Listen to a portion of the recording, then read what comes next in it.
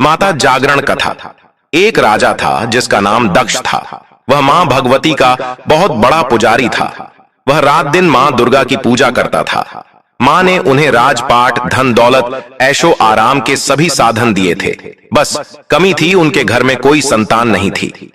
यह गम उन्हें दिन रात सताता था। वो मां से यही प्रार्थना करते थे कि मां उन्हें एक संतान दे ताकि उनका वंश चलता रहे। मां ने उसकी पुकार सुन ली। एक दिन मां ने आकर राजा को स्वप्न में दर्शन दिए और कहा, मैं तेरी भक्ति से बहुत प्रसन्न हूं। उन्होंने राजा को 2 पुत्रियां का वरदान दिया। कुछ समय के बाद राजा के घर में एक कन्या ने जन्म लिया।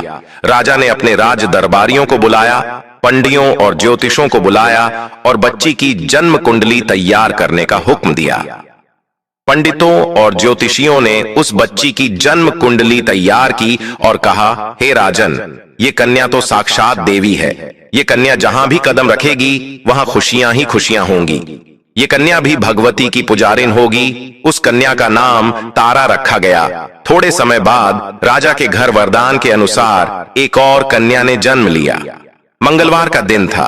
पंडितों और ज्योतिषियों ने जब जन्म कुंडली तैयार की तो उदास हो गए। राजा ने उदासी का कारण पूछा तो वे कहने लगे, महाराज, यह कन्या आपके लिए शुभ नहीं है। राजा ने उदास होकर ज्योतिषियों से पूछा कि मैंने ऐसे कौन से बुरे कर्म किए हैं जो कि इस कन्या ने मेरे घर में जन्म लिया है। उस समय ज्योतिषियों ने अपनी ज्योतिष लगाकर बताया, ये दोनों कन्याएं जिन्होंने आपके घर में जन्म लिया है, पिछले जन्म में राजा इंद्र की अप्सराएं थीं। इन्होंने सोचा कि हम भी मृत्यु लोक में भ्रमण करें तथा देखें कि मृत्यु लोक पर लोग किस तरह रहते हैं। दोनों ने मृत्यु लोक पर एकादशी का व्रत रखा। बड़ी बहन का नाम तारा था, छोटी बहन का नाम रूकमण।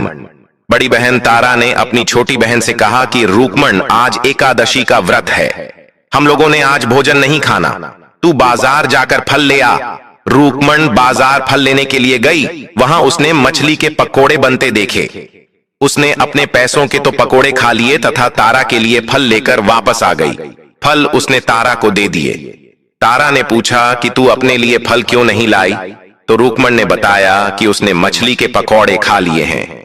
उसी वक्त तारा ने शाप दिया, जा नीच, तूने एकादशी के दिन मांस खाया है, नीचों का कर्म किया है, जा मैं तुझे शाप देती हूं, तू नीचों की जून पाए। छिपकली बनकर सारी उम्र मांस कीड़े मकोड़े खाती रहे। उसी शहर में एक आर्षि गुरु गोरख अपने शिष्यों के साथ रहते थे। उनके शिष्यों में एक चेला तेज स्वभाव का तथा घमंडी था। एक दिन वो घमंडी शिष्य पानी का कमंडल भरकर खुले स्थान में एकांत में जाकर तपस्या करने बैठ गया। वो अपनी तपस्या में लीन था। उसी समय उधर से एक प्यासी गाय आ गई।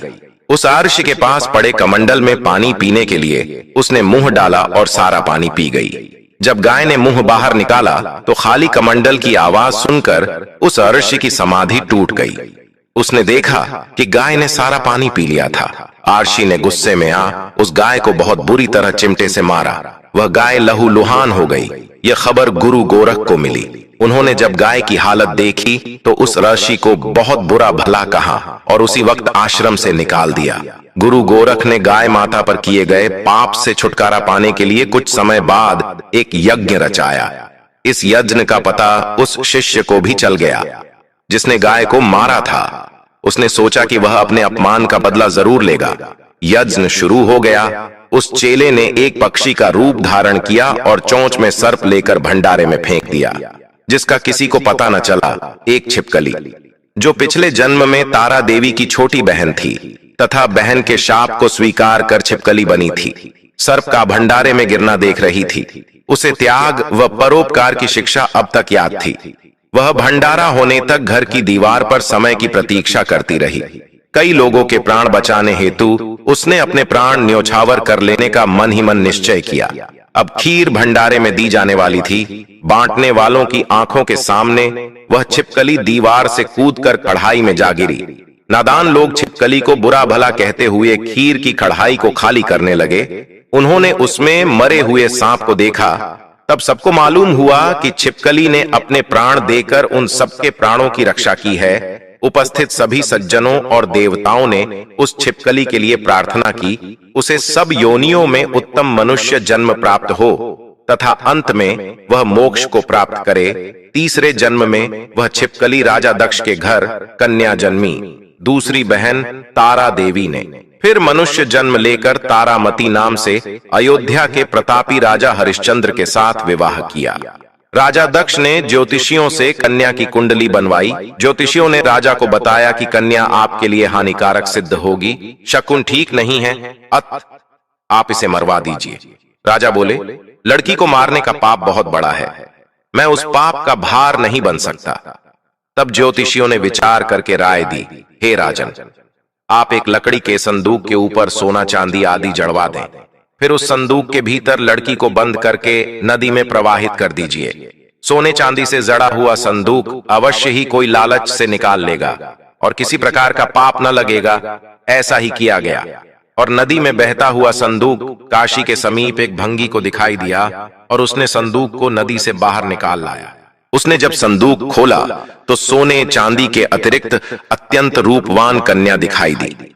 उस भंगी के कोई संतान नहीं थी। उसने अपनी पत्नी को वह कन्या लाकर दी तो पत्नी की प्रसन्नता का ठिकाना न रहा। उसने अपनी संतान के समान ही बच्ची को छाती से लगा लिया। भगवती की कृपा से उसके दूध उतर आया। पति पत्नी दोनों ने प्रेम से कन्या का नाम रुक्को रख दिया। रुक्को बड़ी हुई, उसका विवाह हुआ। रुक्को की सास महाराजा हरिश्चंद्र के घर सफाई आदि का काम करने जाया करती थी। एक दिन वह बीमार पड़ गई।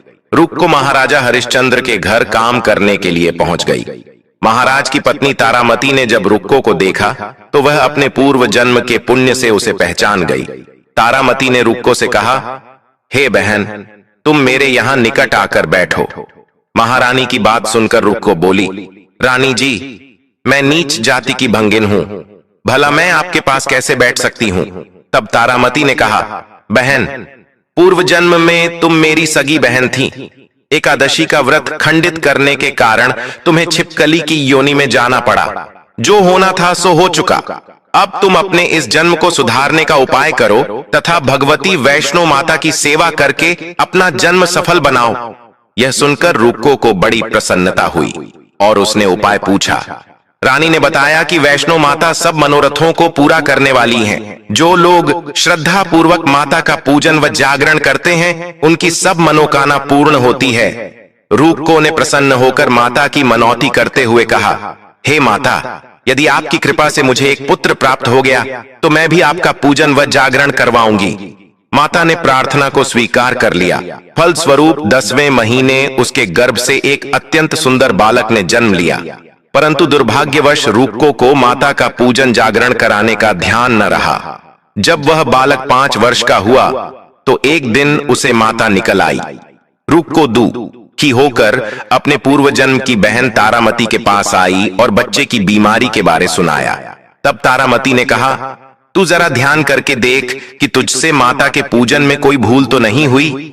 इस पर रुक्को को 6 वर्ष पहले की बात याद आ गई। उसने अपराध स्वीकार कर लिया। उसने फिर मन में निश्चय किया कि बच्चे को आराम आने पर जागरण अवश्य करवाएगी। भगवती की कृपा से बच्चा दूसरे दिन ही ठीक हो गया। तब रुक्को ने देवी के मंदिर में जाकर पंडित से कहा कि मुझे अपने घर माता का जागरण करना है। आप मंगलवार को मेरे घर पधार कर कृतार्थ करें। पंडित जी बोले, अरे रुक्को, तू यही 5 रुपये दे जा, हम तेरे नाम से मंदिर में ही जागरण करवा देंगे। तू नीच जाति की स्त्री है, इसलिए हम तेरे घर में जाकर देवी का जागरण नहीं कर सकते। रुक्को ने कहा, हे पंडित जी, माता के दरबार में तो ऊंच नीच का कोई विचार नहीं होता। वे तो सब भक्तों पर समान रूप से कृपा करती हैं। अतः आपको कोई ऐतराज नहीं होना चाहिए। इस पर पंडित ने आपस में विचार करके कहा कि यदि महारानी तुम्हारे जागरण में पधारें तब तो हम भी स्वीकार कर लेंगे। यह सुनकर रुक्को महारानी के पास गई और सब वृतांत कर सुनाया। तारामती ने जागरण में सम्मिलित होना सहर्ष स्वीकार कर लिया। जिस समय रुक्को पंडितों से यह कहने के लिए गई, महारानी जी जागरण में आएगी, उस समय सेनाई वहां था। उसने सब सुन लिया और महाराजा हरिश्चंद्र को जाकर सूचना दी। राजा को सेनाई की बात पर विश्वास नहीं हुआ। महारानी भंगियों के घर जागरण में नहीं जा सकती। फिर भी परीक्षा लेने के लिए उसने रात को अपनी उंगली पर थोड़ा सा चीरा लगा लिया, जिससे नींद न आए। रानी तारामती ने जब देखा कि जागरण का समय हो रहा है परंतु महाराज को नींद नहीं आ रही, तो उसने माता वैष्णो देवी से मन ही मन प्रार्थना की, हे माता, आप किसी उपाय से राजा को सुला दें ताकि मैं जागरण में सम्मिलित हो सकूं। राजा को नींद आ गई। तारामती रोशनदान से रस्सा बांधकर महल से उतरी और रूपको के घर जा पहुंची। उस समय जल्दी के कारण रानी के हाथ से रेशमी रूमाल तथा पांव का एक कंगन रास्ते में ही गिर पड़ा। उधर थोड़ी देर बाद राजा हरिश्चंद्र की नींद खुल गई। वह भी रानी का पता लगाने निकल पड़ा। उसने मार्ग में कंगन व रूमाल देखा।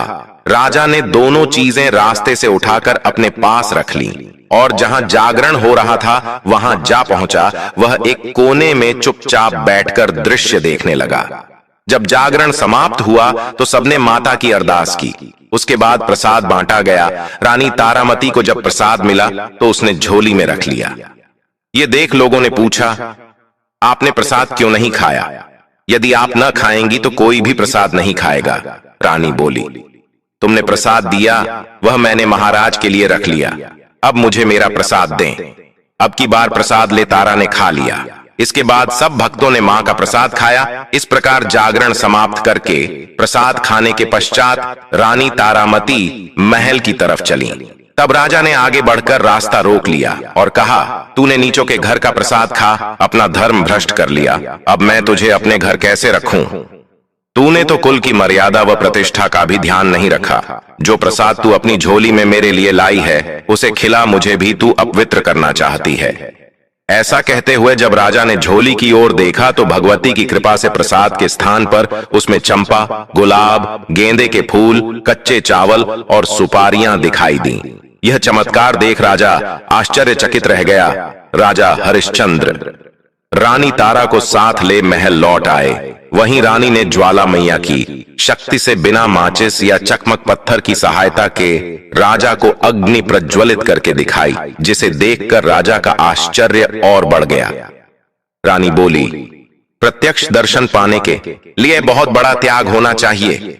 यदि आप अपने पुत्र रोहिताश्व की बलि दे सकें तो आपको दुर्गा देवी के प्रत्यक्ष दर्शन हो जाएंगे। राजा के मन में तो देवी के दर्शन की लगन हो गई थी। राजा ने पुत्र मोह त्याग कर रोहिताश्व का सिर देवी को अर्पण कर दिया। ऐसी सच्ची श्रद्धा एवं विश्वास देख दुर्गा माता सिंह पर सवार हो उसी समय प्रकट हो गईं और राजा हरिश्चंद्र दर्शन करके कृतार्थ हो गए। मरा हुआ पुत्र भी जीवित हो गया। चमत्कार देख राजा हरिश्चंद्र गदगद हो गए। उन्होंने विधि पूर्वक माता का पूजन करके अपराधों की क्षमा मांगी। इसके बाद सुखी रहने का आशीर्वाद दे माता अंतर्ध्यान हो गईं। राजा ने तारा रानी की भक्ति की प्रशंसा करते हुए कहा, हे तारा, तुम्हारे आचरण से अति प्रसन्न हूं। मेरे धन्य भाग जो तुम मुझे पत्नी रूप में प्राप्त हुई। सुख भोगने के पश्चात राजा हरिश्चंद्र, रानी तारा एवं रूकमण भंगिन तीनों ही मनुष्य योनि से छूटकर देवलोक को प्राप्त हुए। माता के जागरण में तारा रानी की कथा को जो मनुष्य भक्ति पूर्वक पढ़ता या सुनता है उसकी सभी मनोकामनाएं पूर्ण होती हैं, सुख समृद्धि बढ़ती है, शत्रुओं का नाश होता है।